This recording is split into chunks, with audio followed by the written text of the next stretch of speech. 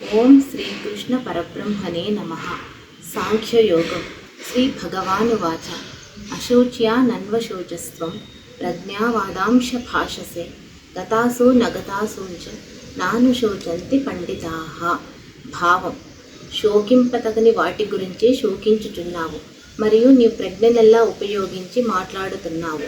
పండితులు గతులు కలిగిన మరియు గతులు లేని వాటి గురించి బాధపడరు అని శ్రీకృష్ణ పరమాత్మ అర్జునునితో అంటున్నారు.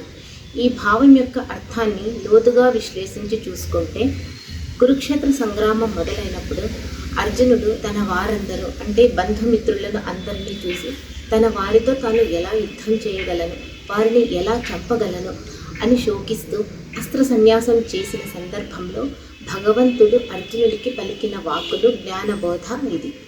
ఇందులో గతులు కలిగిన మరియు గతులు లేని అంటే అర్థం బ్రతికున్నవారు మరియు చనిపోయినవారు అనే అర్థం మాత్రమే కాకుండా, గతి అంటే చలనము అనే అర్థం కూడా వస్తుంది.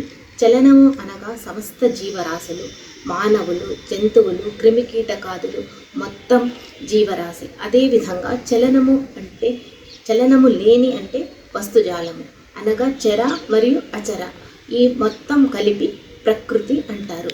ఈ చర మరియు అచర ప్రకృతి కంటే వేరైనది కనిపించని పరమార్థం ఇంకొకటి ఉన్నది, అది ఏ దైవము, పరమాత్మ.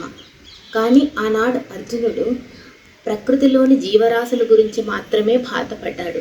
తన ప్రజ్ఞనంతా ప్రకృతి విషయంలో కొరకే ఉపయోగించి మాట్లాడాడు.